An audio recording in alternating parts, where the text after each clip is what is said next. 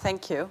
Actually, I want to start with thank you to all the speakers. This has been a great exchange of best practices yesterday and today. So I think that we all deserve a round of applause. Very much appreciated. Before I go to my topic, a little correction. I am leading HR for CEE region in Johnson & Johnson, based in Slovenia. Thank you very much. I want to give you a little bit of a context where I come from. I'm sure that there are individuals who have the perception about J&J as I had before I joined J&J 4 years ago. And that is that J&J produces shampoos, diapers, and Calpol, which is actually true. But it's only 20% of our business.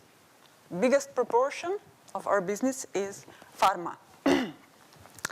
With oncology, hematology, all these nice things to do in pharma world. Medical devices with orthopedics, with surgery, with cardiovascular, vision care, diabetes care. Nice variety, but on the other hand, very different businesses in one company. A bit of numbers to show our cycles of success and to show our global reach, which makes us quite complex. We are extremely matrix organized, and Larissa was yesterday talking about importance of communication. In our company, that is crucial because we are extremely matrix all around the globe, and it is very much important to be aligned. A little something about us as employer. I will let facts talk, but I have to say here that it is a very powerful thing when you have employees with their personal values which fit into corporate values. And when that touches people's lives, having impact on prolonging and improving quality on people's lives, that's a very, very powerful combination. What do you think this is? To all millennials in the room, Mario Brothers were fun, and they were not so long ago. But this is not a game. These are recent moves of talent which were connected to my region in last 2 years. Some interesting places, right? How do we make sure that we have an effective talent and succession planning? How do we make sure that when an opportunity in Singapore opens, that maybe a talent in Budapest could benefit of this move? Or even Singapore could benefit of getting some of the capabilities of the talent in Budapest. We were asking ourselves that a lot in J&J. Actually, I was asking myself that for 15 years of my experience. And we actually realized that successful companies do question that. Successful companies do question how to assess potential. A person can have a talent. A person can have multiple talents. And these talents can indeed make him a great performer. But does that mean that this individual has potential to grow? Is this our next Alex Gorski, CEO? Not necessarily. And the fact is that it's quite easy to assess competencies, to assess skill. But there is always that X factor, which is this, potential that makes this person grow. So what is it? And the fact is that almost all the time, there is some kind of disagreement about that.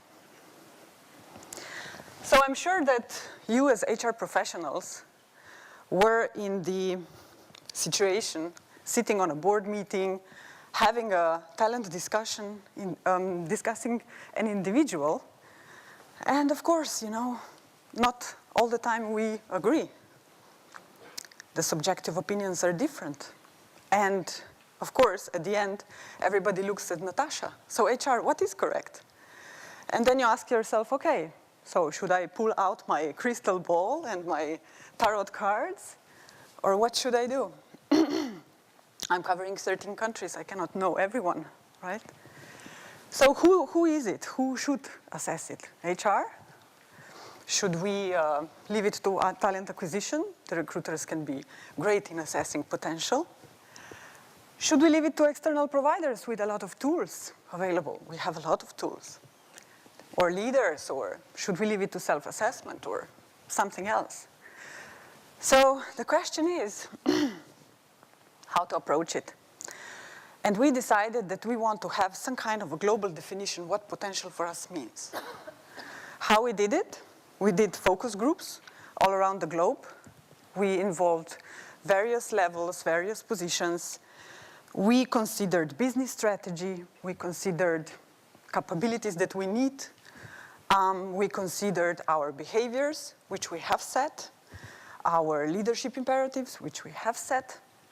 And then we talked about, okay, so how are these perceptions of this potential for people? And we came to some conclusions. I personally, and in J&J, we believe we want to develop all employees. We always develop all employees, regardless whether they are like future VPs or they are, highly exceptional sales reps. But we do want to differentiate development of those who have upward potential. And what is it? For us, potential means an extent to which a person is capable of and the person aspires to reach a higher leadership in the future. So we created our global definition. And we actually have it in a form of signposts. First signpost for us is leadership style. And it doesn't mean that the potential can only be a leader. Leadership style, as you can see by criteria on the slide, can be assessed at very early stage of a person, of a sales rep. The second, aspiration. If you have an excellent performer who has multiple talents, is bringing a lot of added value, and if he doesn't have aspiration, he's not upward potential. You can question why the aspiration is not there. Okay, maybe you can influence it. But when you reach the point that as a leader, you see that there is no aspiration, it has no point to push that person and to block space for the ones who have the upward potential. And the last, and not the least, learning focus. How did the person, through various experiences, show the ability to learn new things? And this combination for us is upward potential. Second thing which is important for us, that we're all on the same page. So when a CEO in Singapore announces a vacancy, we need to understand it. When he says, I need an upward potential, I need somebody who is especially strong in, leadership, we in CEE know what that means. And what does it mean that we are on the same page? It means that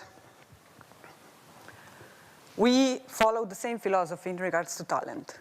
We all want to build a robust, strong, diverse pipeline of future leaders. This is our goal. So this talent and potential agenda is equally important to all of us. We have interesting talent talks every quarter on the board. And we're not only talking about, who is not. We're supporting each other. in assessing potential, because it's not easy. Even if you have, a nice definition, nice set of tools even, it's difficult. We need to expose them. We need to test them. We invite them to present to us. We exchange opinions, and we help each other assess. Also with the tools. We have some nice tools. We have regular succession planning globally. We refresh pipelines every 2 years only, because during these 2 years, we want to focus on our development activities. Not so much, did we place it right? Do we have covered all the positions, etc.? We cover only crucial positions, critical positions, and we focus on development activities. We use technology, because we need to stay connected for sure. We use Workday. And by that, we are able to keep track of all the opportunities on one side and all the talents ready to move, why they're ready to move, what they need to experience, so that we are fast. Because if we're not fast, we miss opportunities. And we really all work on promoting and exposing talents. We have a lot of global initiatives where we have mixed talent groups, and they're involved in various topics. And we do that regularly. The third thing, very important, is that we all drive this culture of development and growth. And I like this picture, I always show it. Not only to the leaders, but to all employees. They usually have this, usual view on development, which is upwards, right? It's not. You need to have a clear development plan, vision, and then there are various ways how to get there. Maybe it takes more time if you take any of horizontal moves, or maybe you want to change direction. But there are opportunities. How do we make it happen? To drive this culture, we really make people leaders accountable. How do we make that? We make it part of their performance. In Johnson & Johnson, we have performance based on what we do and how we do it. And it's 50-50 ponder. You can have a leader who delivers everything. But if his how is not okay, then he's not fully meeting expectations. And after all, we connect it also to compensation. So that goes for all employees. We promote this co-ownership of development. Actually, we promote that employee himself is responsible for his own development. Of course, the leader has to have his part, but we promote this co-ownership culture. And yeah, the development is always targeted. And it always needs to be connected with our business strategy, with our values, and with our strategic capabilities that we need, either on local, regional level, or global one.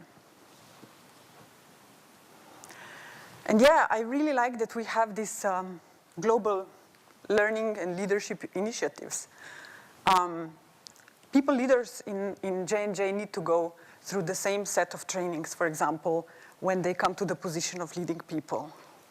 We want to promote the same style of leadership. Once they come to higher leadership position, then they go through the same set of training of leading leaders. Of course, they come to their countries, to their regions, they localize it. But still, we're speaking the same language. So when I move a leader from Budapest to Singapore, there will be a cultural shock. But the leadership shock, the style, will not be the shock, because it's J&J lingo. So these are my 3 points, actually. Have some kind of a definition of what potential in your company means, because it cannot be the same as ours, because we have different business strategy and the need of capabilities than you have. Then align it. Make sure that everybody understands it and uses it in the same way. Calibrate. And then promote the development and growth culture. And I will finish with this. This is actually a true picture from one of the sessions where we teach people, leaders, about potential. And this was on the table. Because this is actually what, newly appointed leader expects. He comes to HR and he says, okay, so is this guy potential or not? So it's not about cards. It's not about fortune telling. It's about integrated approach. Thank you. Ladies and gentlemen, thank you very much, Nataša.